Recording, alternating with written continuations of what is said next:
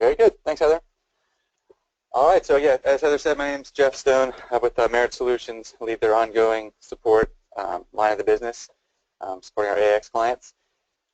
Been doing this series, since February now, and you can see what we've been going through so far, talking about the different building blocks of a good AX system. Today is the near and dear topic to me, which is support and direction, and making sure that you're getting the most out of your system. We have a couple more in May that'll talk about, once you've looked at all these different building blocks, how to even start if you feel like you're in trouble, how to look at balancing these different items. So we broke that into 2 sessions, and that'll be occurring in May. All right, so for those of you that haven't joined us, what are those 10 building blocks again? You can see those up here. And the idea really is that, to make sure your system is performing as it needs to be and that your users are happy, you really need to look at all 10 of these to some extent. Prioritizing anything that you're planning to do should be thinking about each of these different aspects of your system. And then obviously knowing what you have internally, your strengths and weaknesses, will help you to know, where to look elsewhere for some additional guidance. And that's a lot about what we'll be talking about today, the support that you can be getting from different areas, your partner and others, and how to be looking ahead to keep your systems working for a long time. And I'll just, again, remind everybody that go ahead and if you want to chat along the way, post questions and comments. We'll look at those at the end together with Heather. This one should be done a few minutes early, hopefully, and maybe we can touch on a couple of those questions and answers, or even if there's something that came up in a previous session that you wanted to recap. And again, I'm not a professional marketing facilitator by any means. I'm just doing this to try to facilitate some good discussion, get you thinking, get everybody getting the most out of their system and their relationship with their partner. Okay, so today's topic, support and direction. If you think you have your system all set up perfectly, you have your users trained, you're getting all the outputs you need, a lot of folks may think that means, okay, I'll talk to my partner in 5 years when I'm ready for the next version and just put it on cruise control until then.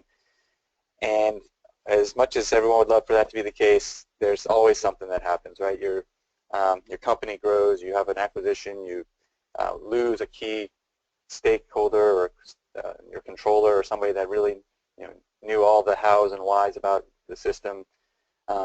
We've also even just seen implementations where we've come in after they've been live and the users just literally weren't trained on some of the setups and the configurations. They were trying to get into AX as fast as possible. They learned how to perform their transactions in a vacuum, but they didn't really know, well, how do I add another GL account if I need to do a change, or something as basic as that.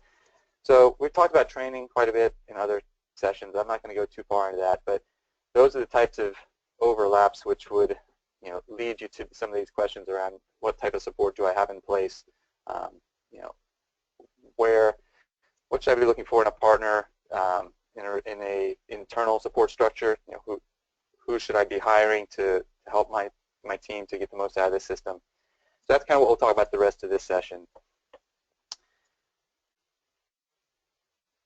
Okay, so what are some the most common issues that people have with what they may consider a finished implementation even. Coming in from my side, where usually there's a handoff from our implementation team over to my team for ongoing support, we try to make sure that we're involved during the implementation. We know what's coming. We know how far the things have been taken. We know what phase 2 really looks like or what's been deferred. But now we've also been working more where we've come in for, we call them rescues, or we've come in to help other implementations that we didn't start on, and they're all in all different situations. No matter what, though, I think there's going to be a couple common ones that are just going to happen. Right? So when you're looking about what you have in place today with support, these are the types of things you kind of have to think about. Is this something I'm going to go to my lead user for? Is this something I'm going to go to my partner for? Is this something I'm going to just start Googling and looking at YouTube videos for, or relying on customer source? So you have those different resources, but let's talk a little bit about the issues and what you might be coming up against. So performance, troubleshooting, optimization is probably the one that we hear the most over time. The system doesn't usually get faster over time, right? You get more data in, more users, additional access points and integrations occurring, and just in general it becomes more complex. Maybe even technology is starting to suffer if it's the hardware it's on or whatever it might be. So you really need to have somebody looking at that proactively. If it's not your actual AX partner, then it's internal IT. But maintenance, we talked about this before, is critical to understanding, how is the system doing and what should I be anticipating and planning for. And maybe it is we need to get another AOS server in the next couple of months because we're just beating on what we have too hard, or we need to start moving some things to be batch processing. Those type of issues, you'll only uncover them by having the right monitoring and maintenance in place. So that's the type of things that are going to happen over time no matter how well the system is configured. I put in here how-to exception cases. I mean, most implementations will have a substantial testing that goes through as many scenarios as they know of beforehand. Something like customer source and looking at the user manuals, those are always going to be what I call the happy path. How do you match an invoice to a receipt? Okay, this is how it works when everything lines up perfectly. And there's not obviously going to be any references to your customizations or your specific business processes. So those questions that come up later on, well, how do I settle a prepayment and also 2 partial payments against a credit memo and with late fees applied, whatever those more complex situations are, functionally, who are your users going to go to get those answers? And these are things that you shouldn't be waiting until, if you haven't gone live yet, you shouldn't be waiting until after you go live to think about this support structure. In most cases, it probably is the partner that you're working with, maybe even other internal AX experts that you've hired, if you're lucky enough to have those analysts on your own staff. So just those are the type of things that, again, it's going to happen. So you need to be thinking about how you're going to deal with those additional special business cases, and not only how, but there may be multiple options with that. Who's going to make the final decision of what your process is going to be when it's something that hasn't been thought about before? I didn't really mention, but we talked about previously in one other session too, having a formal review board, or at least some type of weekly communications where you can review these type of new items that come up, stuck tickets. So those are when you're talking about the organization and getting yourself ready for support, not only having a mechanism in place to submit such requests, but how are these technically going to discuss them together. We put in here stuck transactions. Unfortunately, things do just get stuck at times. If you have a disconnected session in the middle of posting a production order report is finished, there are times where things just don't line up how you expected when you turn the system back on. Or if anybody's familiar with GP, in a previous life, I used to think it was hilarious that they actually had a tool called check links, which would basically go back and look for parts of the system that got out of sync with each other. And for reasons like that, a disconnect, or somebody had tried to post 2 things at once. For whatever reason, they actually had a tool built into GP called check links, and you can run it and try to fix some of these what I call stuck transactions on its own. AX doesn't have that. Usually those situations require hours of investigation, or from your partner or Microsoft, or undoing functionally of transactions. I just had a call a couple hours ago actually where a partner was saying, yeah, we know we screwed up. We started on this production order with the BOM revision that was messed up, and so-and-so has all been done incorrectly, and they're asking us the best way to go backwards, either to undo all the steps they've done, or if there was something we could do systematically with a job to fix it.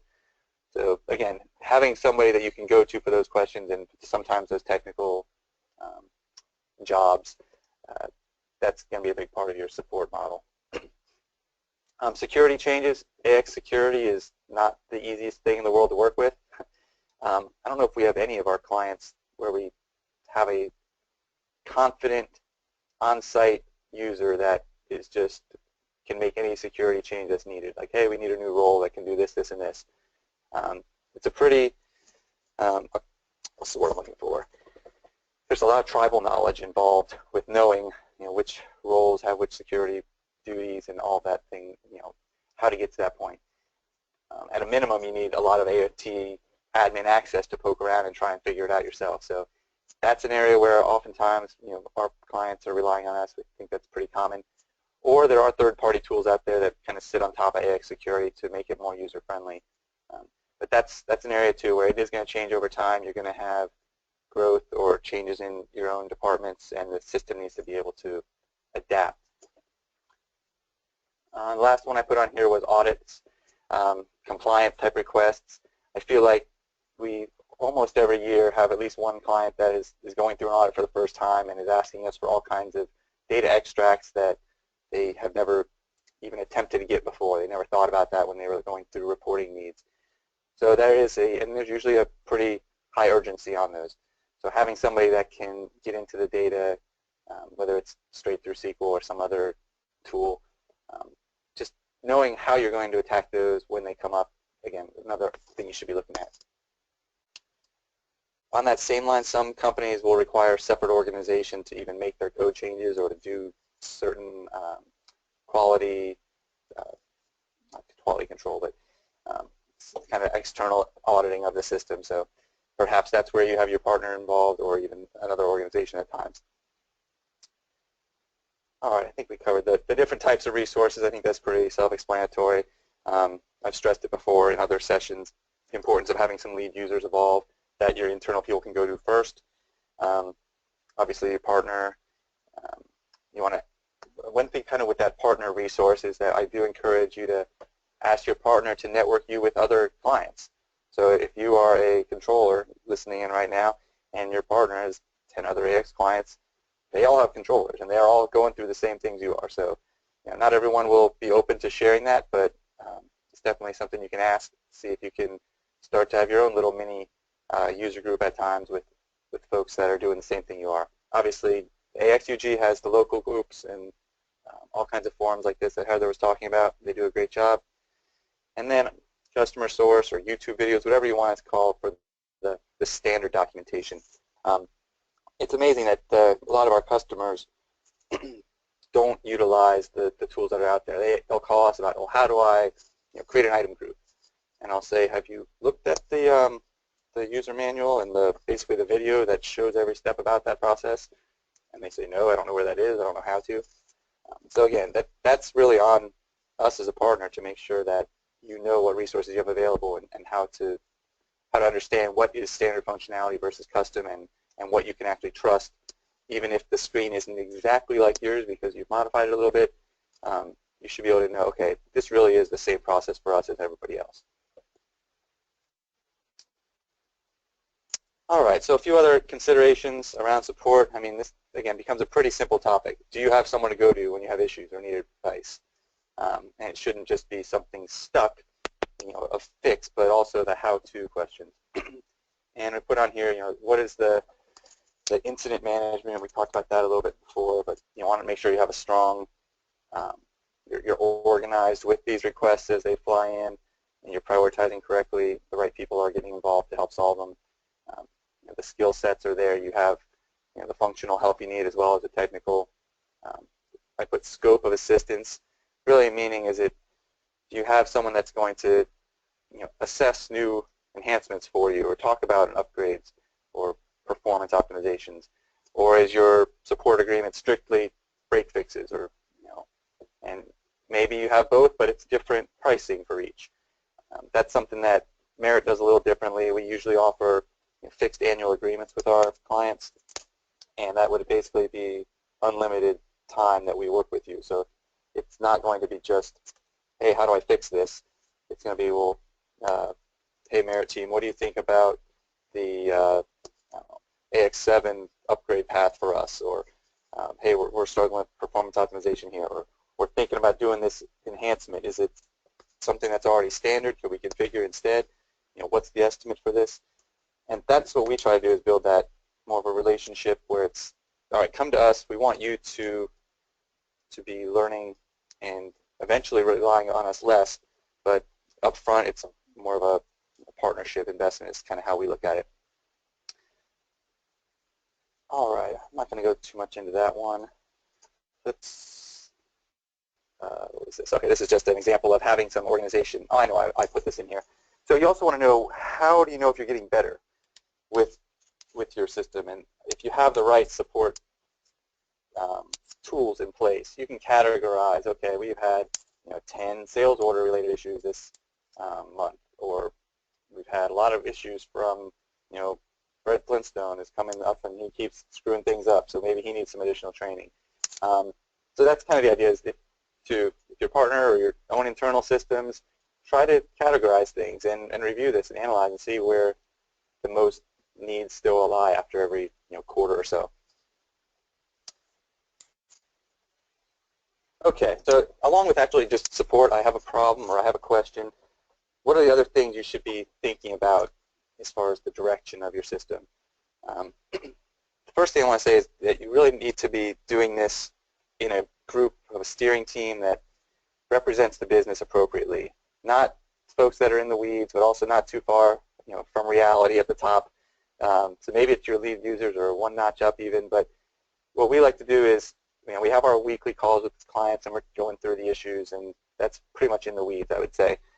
Then at least quarterly, maybe even monthly, I'll meet with maybe our primary analyst for the account and then a few of these stakeholders, and we'll talk more at a higher level about the direction and what's coming for the company. That's where I mentioned, do they know they're going to be adding 30 users and we maybe need another AOS server? Do they want to be looking at, a good example was one we had last week. Somebody was talking about expanding on Enterprise Portal, trying to do more and customizing it, but they're actually they're a 2009 client that's looking at AX7 this summer, and we wanted to let them know that, well, whatever you're doing in Enterprise Portal is pretty much going away with AX7, so maybe it's not the best time to invest in that, but instead we can do, I don't know, we've thought of some other creative ways to engage such that the work would be more relevant in future releases as well. But that's the forum was there every month that we can ask them what they're thinking about. We can make sure we know of their long-term plans, if they have any other integrations that are planned, any other what we call phase 2 items that never happened from the original go live. So that's having that call, and maybe it's a separate group, as I mentioned, than the people that are in the system every day that just are laser focused on the transactions and the efficiency of that system. It's probably a bigger, a higher level discussion sometimes to see, all right, well, what else are we trying to really do with this system for your organization? A big part of that does become upgrades and having a plan in place, whether it's we're going to apply a CU once a year, or we're going to do the kernel updates as soon as they come out or within 2 weeks or whatever it might be. Having that all documented along with your maintenance, kind of short-term maintenance, that's part of what we do in these bigger direction type of calls. The other thing I had on here is, this is kind of I won't call it a plug, but it's just something for you to be aware of. So, what are the different motives of partners? I mean, it's not a secret that partners get a cut of the licensing that you purchase as users. And the same with third-party tools. And there are partners that will say, let's add this third-party tool in, let's add this in, let's push for more users in the system. And maybe that's their, I won't say primary, but it's a big part of their business versus trying to get the most out of what you already have. And that's a cultural thing with different companies, and sometimes it is quicker just to buy a third-party product and not even think about it any further. So there's pros and cons, but I know we try to see if there's any way to configure the system, and not customize, but configure the system to do something before we look at other parties, other products. So you want to make sure that we're getting the most out of your system. And that kind of goes with cost management as well. The licensing options, are you taking advantage of the lower level licenses, the task type of licenses versus enterprise? I've seen multiple customers that didn't even know there was a self-service license, for example. They thought that they had to have at least a functional for everything. They only knew about enterprise and functional. And they're paying 10 times what they need to for certain users. So again, this is not necessarily a direction, but that's kind of a general as far as understanding these things. It's important as you as the users to know, what could be driving decisions and advice that partners and even Microsoft are giving you. So to have that trusted relationship with a group that, whether it's your peers, ideally it's peers, or a partner you trust, definitely always want to have those the support structure in place to talk to people at different levels. Okay, this was just, ideas of different types of plans you could get, but as I was mentioning, these are the things you really need to make sure you have some support for. It's not just Microsoft code, but your third parties, your integrations, your custom work, configuration assistance. Some people say, well, that's not a code change. You don't need me to help with that. If a developer might say, I don't care how you set up your GL parameters. Well, it's going to make a difference, and you need to be able to talk to somebody about it, right? The how-to, that's those exception cases I was talking about. Having a strategy on a lot of these things with your service packs and your performance optimization. Yeah, how you're going to refresh environments. So some of this we've talked about before, but making sure that this is kind of a good checklist of what are the different things you need to understand that you're going to have to do, and then you can figure out where the gaps are. Okay, I have 3 IT experts that know AX infrastructure inside and out, so I'm not worried about some of these, but I could use a little bit more functional help on the how-to best practices, or vice versa maybe. All right, I said we'd end a few minutes early today, which is right on schedule. I had a couple other topics here that we could raise.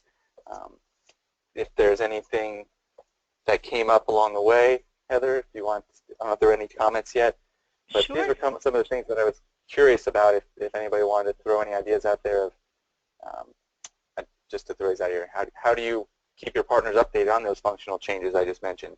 That's the thing I know I struggle with. Is my team will be we'll get a ticket from somebody, and there's been a change that we didn't even realize happened, and nobody had told us. So we have to do a better job of communicating, non-technical changes.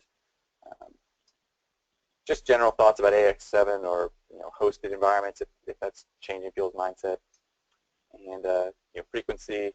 What do we think the right amount of interaction a partner is? And I was thinking more about the higher level here, not the hey we got to fix a problem, but direction-wise, if it's getting quarterly is good, monthly is good, what would be a good level of interaction? And then kind of another general one, do you rely on fixing things and working through enhancements in the same manner? Are there differences there or challenges people? Yeah, that's really good. How do you feel about people, or well, I don't want to say people, users or customers managing their partner through LCS and then logging tickets that way? Do you feel like that's a good, effective way to do that, or how do you as a partner feel about that? Well, we actually have had that's a good question. We do some collaboration with our clients through LCS. We haven't yet used that as our main incident management tool post go live. I know during projects, during implementations, that's a little different. We do have some we'll say issue management that's done through LCS. Definitely sharing documentation throughout the project. I mean, we found some good uses for it, but right now, my team ongoing, we do not use that as our primary interaction tool. But I could see it evolving over time as more of a kind of ITIL compliance change incident management tool. But yeah, I mean, it's definitely something where our clients and us have accounts together that it's a good way to be able to not have them have to go to our servers for document management or vice versa. So. Yep. I can tell you that I've seen a few presentations that Microsoft has done, and they're actually pointing customers to feel empowered to manage their partners and support tickets and things that way, because it's really easy for them to understand where the ticket stands outside of just contacting someone at their partner, that they can really see things like that. So. Sure.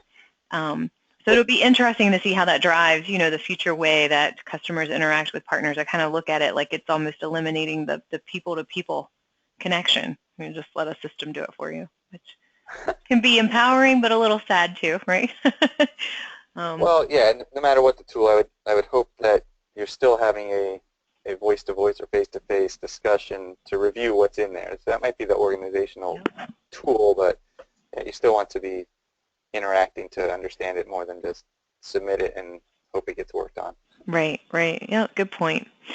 All right, well, that concludes our questions and any other discussions. So we will go ahead and conclude the webinar today. We're right on time. So I will, again, thank you, Jeff, so much for presenting this. I appreciate it.